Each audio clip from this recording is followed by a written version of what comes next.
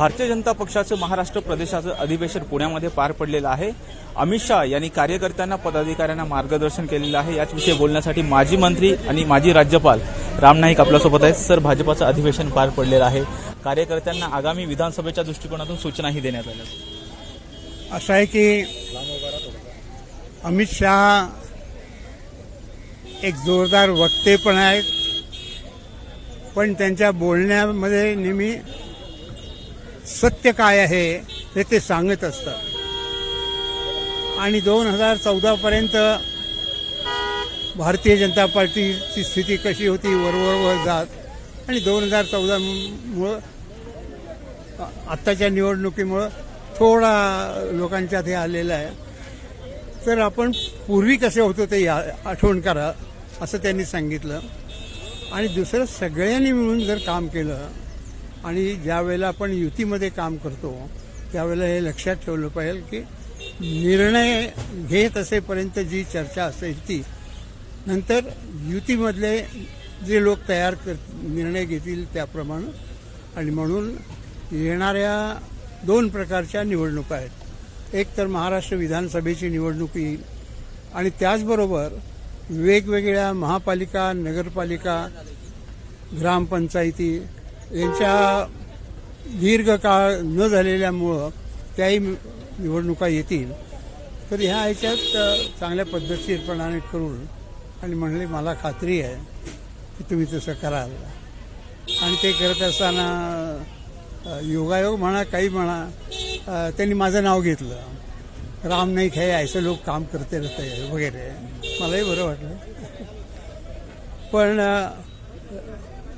ही जी त्यांची स्टाईल आहे कामाची स्वाभाविकपणाने सगळ्यांना उत्तेजना देणारी आहे आणि कामाला लावणारी आहे।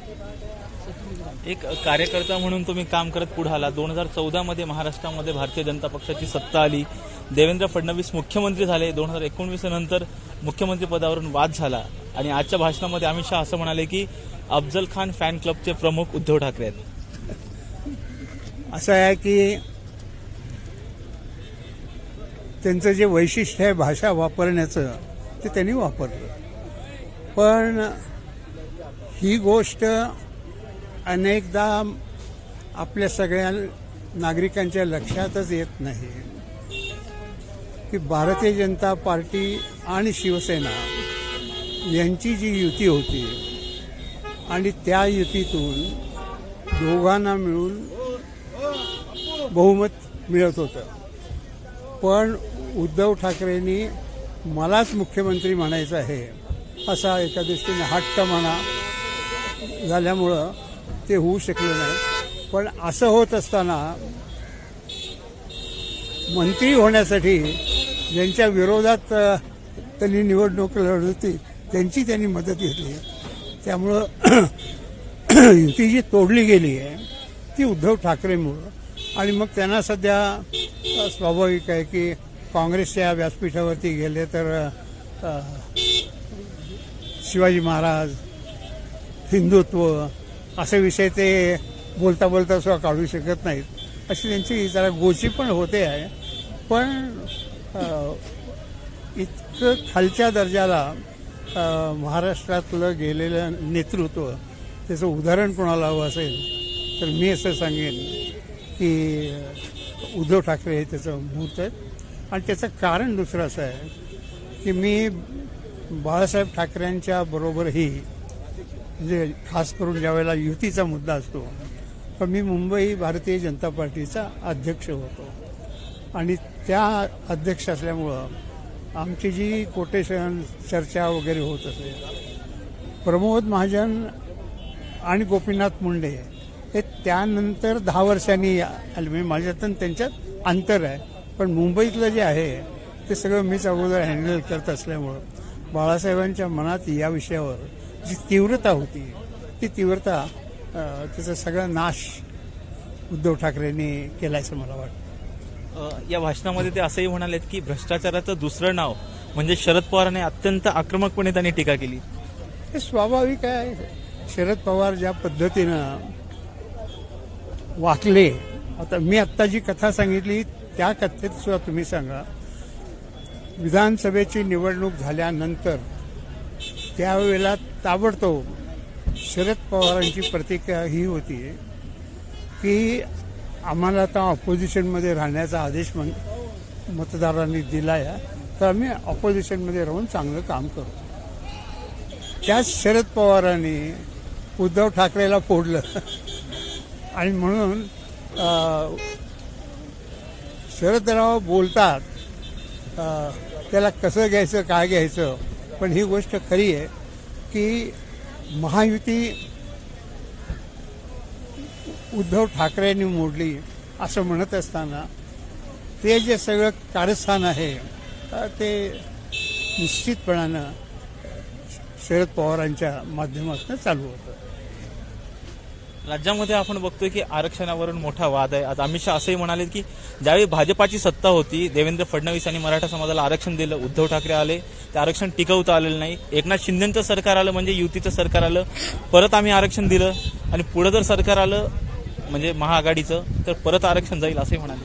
नाही, असं आहे की आरक्षण हा विषय तसा वेगवेगळ्या दृष्टिकोनातून पाहिलं जात आहे आणि म्हणून आरक्षण हे द्यायला पाहिजे, पण आरक्षणाबरोबरच अनेक महत्त्वाचे विषय असतात आणि म्हणून त्या विषयावरती काय करायचं हे निर्णय घेणं हा एक भाग झाला. परंतु एकूण विधानसभेच्या निवडणुका ज्या येतील त्यामधला एक हा विषय महत्त्वाचा असेल.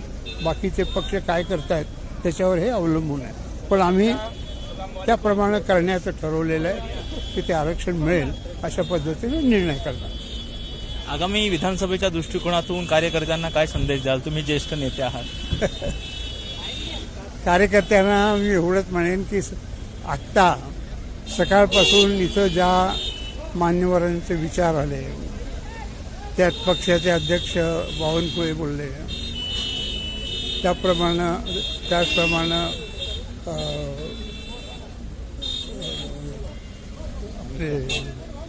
नाही पटकन माझ्या तोंडातनं नाव फडणवीस बोलले. त्यातनं अनेक गोष्टींचा उल्लेख आणि त्या उल्लेखातून आपण आणखीन काम केलं पाहिजे अशा प्रकारची जी प्रेरणा आहे ती ह्या अधिवेशनातून सगळ्यांना मिळाली असं मला वाटतं.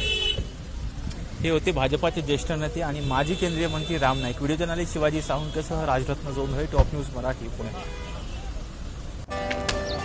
Come on guys, hurry up. अरे सुन ना, एक ब्रेक ले लेते हैं. Guys, I'm telling you, तुम लोगों को सही से ट्रैकिंग नहीं आता. But that's okay, you can learn. रोज का ढक्कन देना.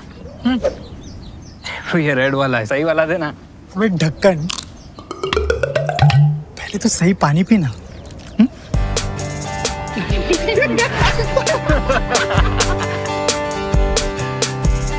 Manikchand Oxyrich, proudly Indian.